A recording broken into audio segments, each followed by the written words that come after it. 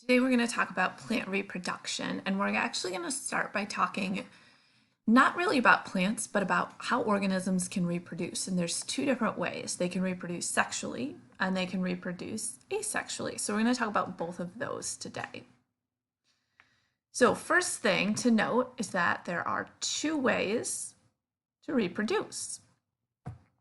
The first one is what you might think of, sexual reproduction. And when you think of sexual reproduction, you think of probably two different people.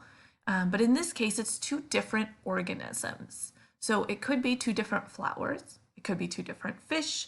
It could be two different fungi, just two different organisms.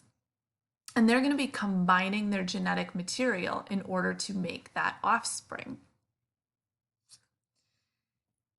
Now, one of the advantages here is that they are combining their material. So their DNA is not going to be the same as the parents. You know that with humans.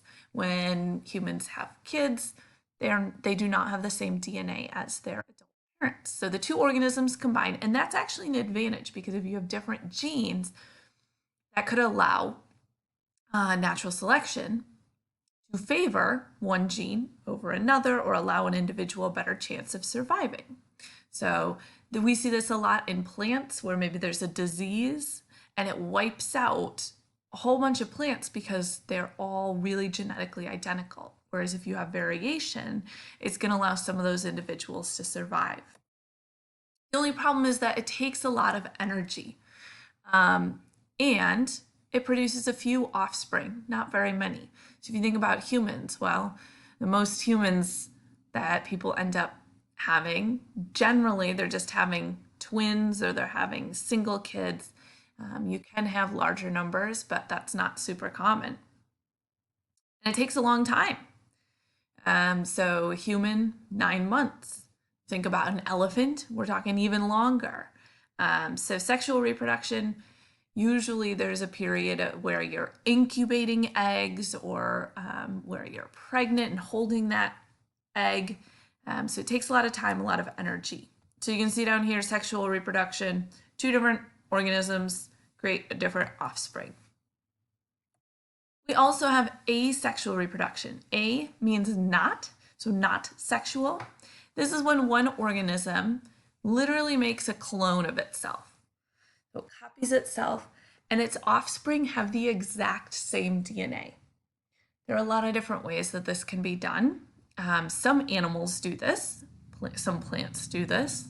So for example, some organisms like flatworms, if you cut them in half, they will each regrow into a whole new organism, but they have the same DNA because they started with the same DNA before they were cut in half.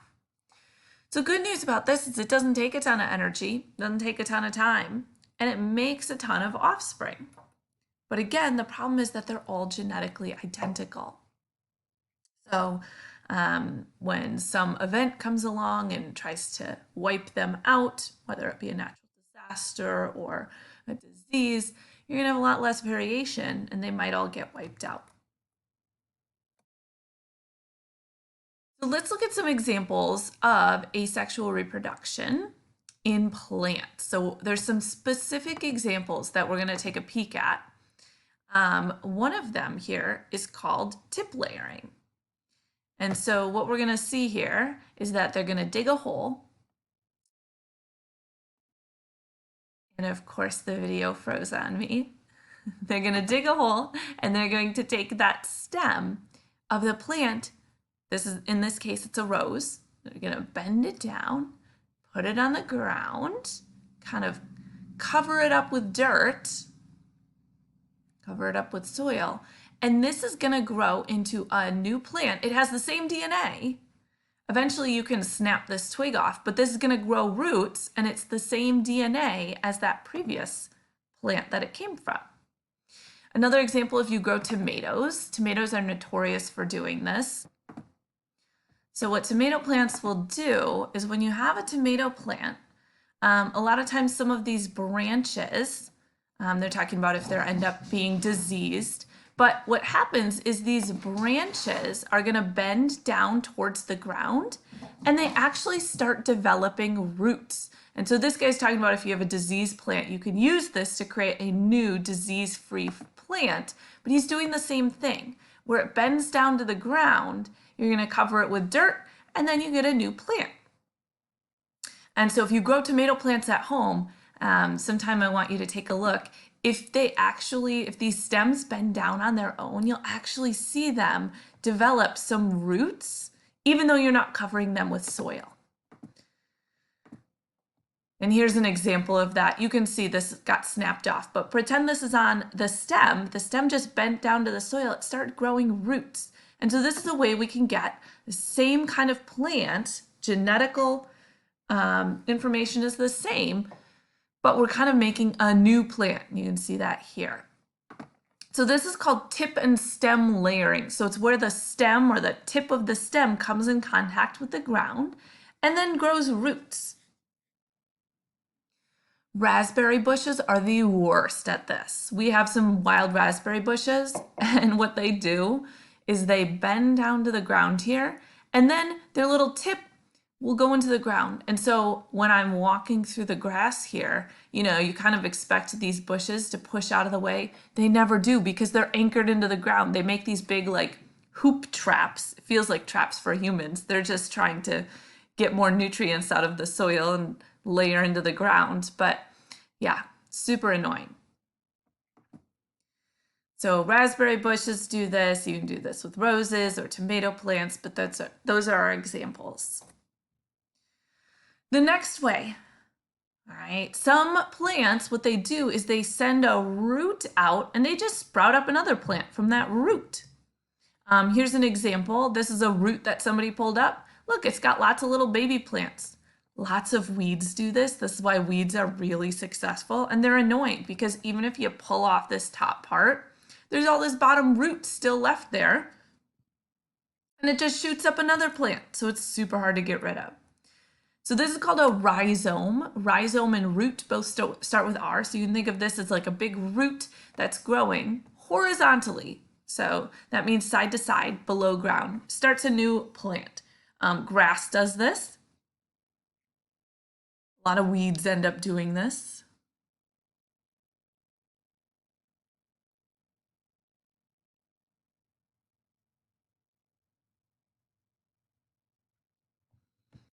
And then the last one we have here are cuttings.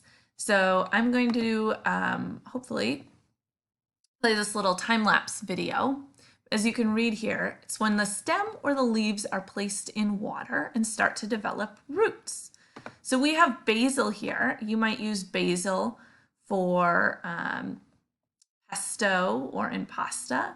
And what they've done is they cut off part of the basil and they put it in water.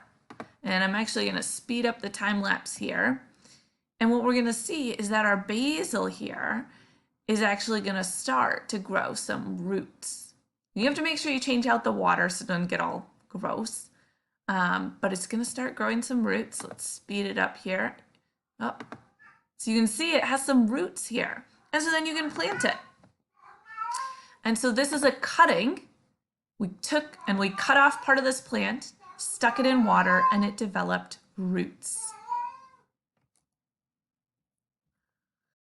All right.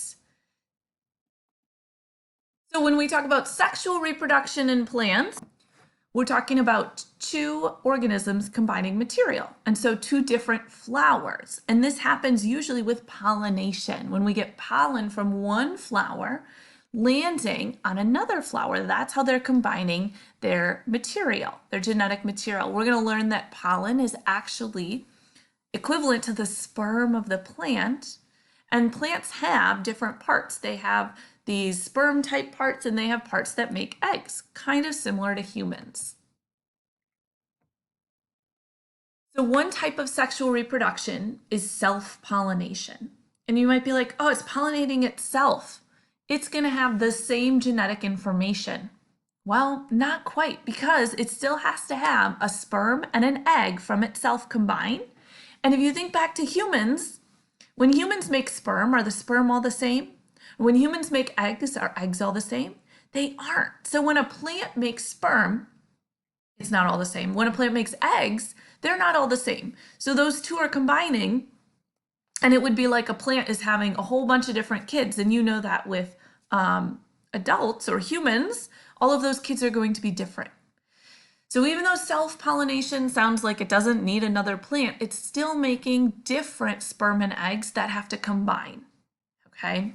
So self-pollination is a little bit of a weird one. Usually when we think of sexual reproduction, we are thinking of cross-pollination. So this is a better example.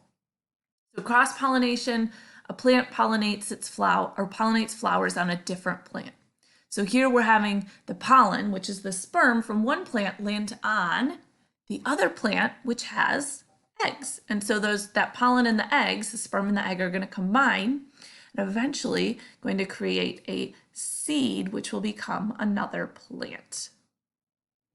So asexual reproduction, stem can come in contact to the ground, root can grow up a new one, a new plant, or we've got a cutting. Asexual reproduction takes really little time, but they're identical and usually only takes one organism.